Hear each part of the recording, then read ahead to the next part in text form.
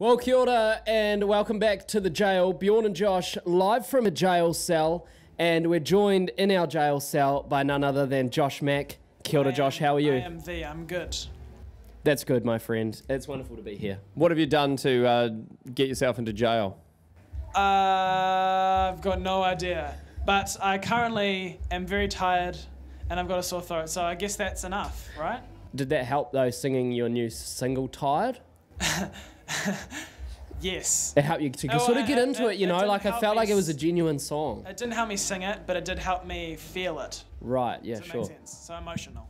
Hey, so Josh, you're at Festival 1, and this is, if I am correct, it's the first time you've done a live show as Josh Mack. That was your first ever gig about an hour ago, right? First ever gig about an hour ago. How was that? How was the pressure of that? Were you a bit nervous coming into it? I was nervous because I've been away from Christchurch for a month, so I didn't really do any practice or anything with the guys.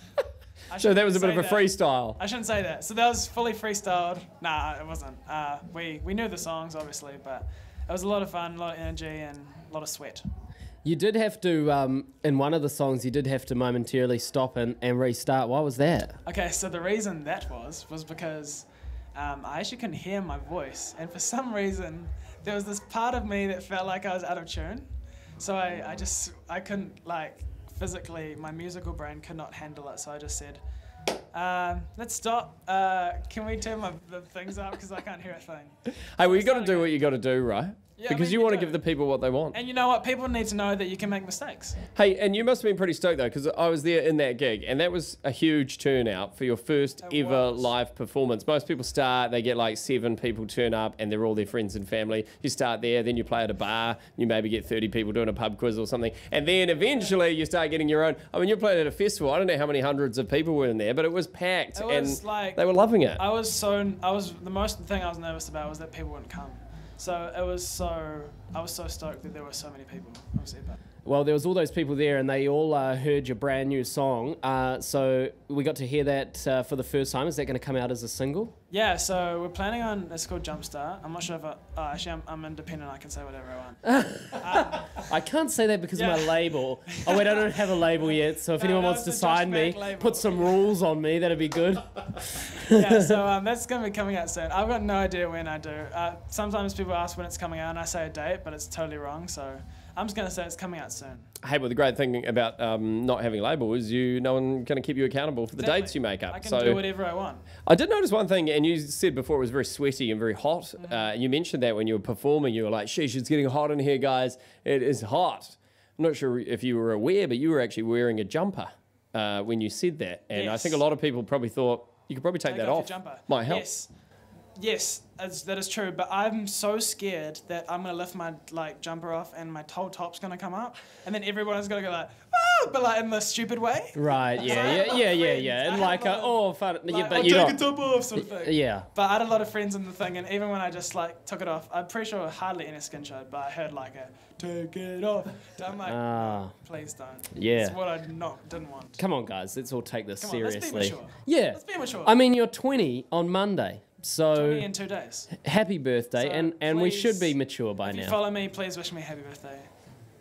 I won't share my address because it's bad, but presents. It wouldn't be unwelcome to receive, right? Oh, maybe like presents of words, like a kind message. Is it cool when you get up there? And I mean, I know this has only happened once because you literally just played your first ever live gig, but I know you've been releasing music for a while and stuff. Is it pretty cool to suddenly hear people singing along to a song that you wrote for the first ever time, that you're like, wow, look at this. There's like real fans that know my music off by heart and are waiting for me to play certain songs. What does that feel like? It is really weird, and I think like, on Instagram I got a lot of people saying like they're fans and stuff, but it's weird to see them in real life and like they're actually being serious, that they say that they're fans. They actually like my music. Not just fake likes on Instagram. When we did like When I Called You, which is the last song we did, that was like the most unreal moment because everyone knew it, and it was like the moment where I sort of was creating music and it was becoming, part of a show, and I was really stoked about that. I'm sure there's a lot of girls out there wondering, are you single or are you taken? Not single.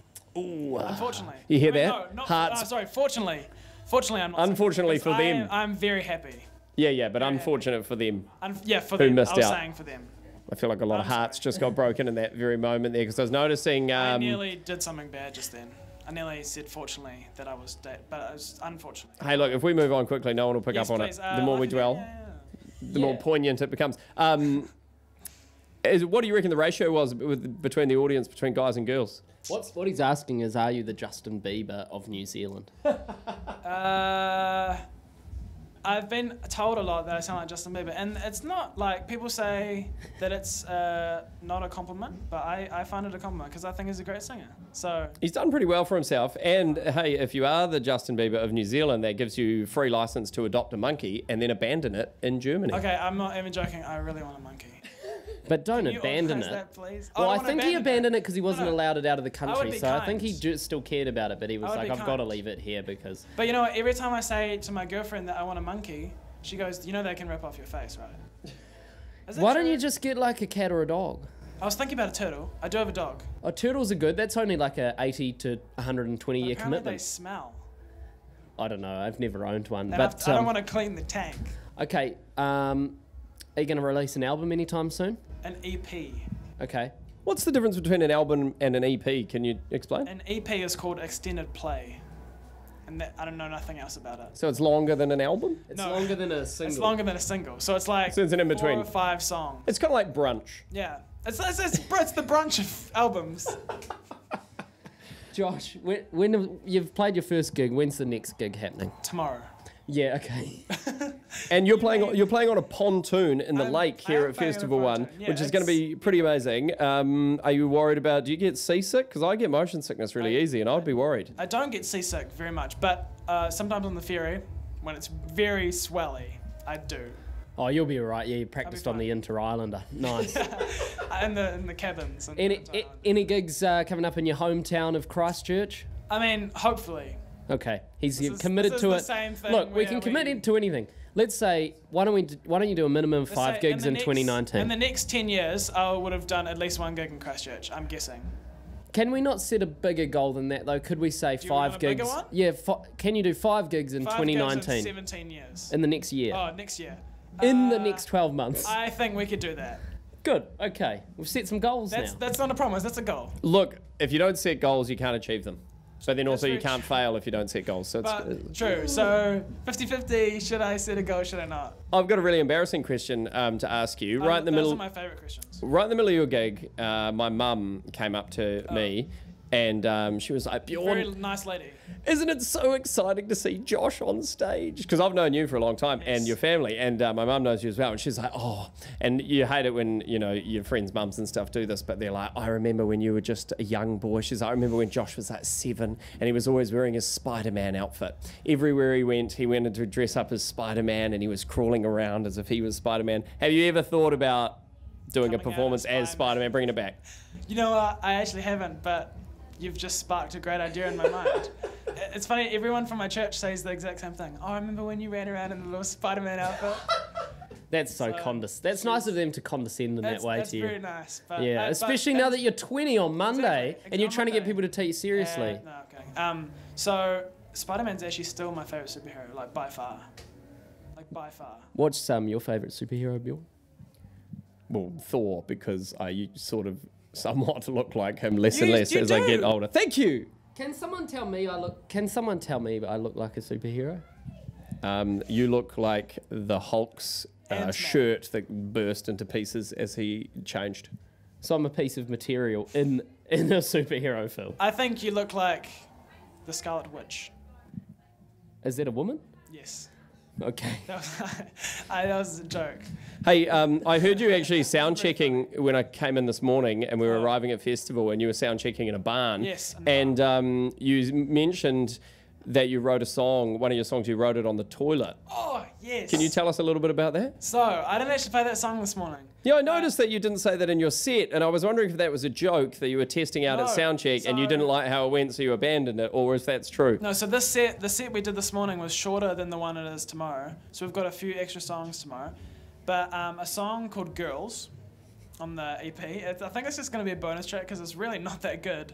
But what happened was I was on a trip with my friends in Raglan and they were all asleep. So I just obviously went for the morning toilet. Yeah. And I had my iPhone 5 with me and I got a little GarageBand on my phone. So I recorded and wrote the whole song like while I was on the toilet. And I finished it, and that's what I'll release, is the toilet song. So literally all the production, everything was done on GarageBand. Everything was on my iPhone 5 on the toilet. Inspiration Singing as well. Wow. I just recorded it into my microphone. Inspiration can strike anywhere. Are you serious? I'm 100% serious. Okay, and you're releasing that as a bonus track? Bonus track? Possibly. Yeah, Probably. I think you should. That's pretty funny. Yeah, and here's but a the thing track. is- Hey guys, Josh Mack here. Thanks for buying my album. This next track I wrote on the toilet. That's the thing, Enjoy. you can't do that on an EP because you can't say, like, people are going to hear this and go, oh, this was a kind of not too bad song. But Send it's it to way us, cooler we'll when play you it on know the that radio. it's toilet. I'll play that on the radio. Okay, you can say before every time it plays, this is the song Josh wrote on the toilet. Not just wrote though, recorded everything, produced, Yeah, mixed, mastered. But the special thing about it is I don't produce, well, I do like a little bit of production on my songs, but my friend Bjorn does most of it. So this is the only song I fully produced by myself, and it was on the toilet. So what you're saying is it's your proudest work. Yeah, well, yes. I did 2 proudest works at the same time, if you know what I mean. Well, on that note, we will wrap it up. And it's been great to talk to you, Josh Mack. And so excited. You did fantastic, your first ever gig, and hopefully bigger and better things in the future. We wish you much. well. And looking forward to the song from the toilet. Yes, it's going to be a fun toilet song. Thank you Thanks, for having Josh. me.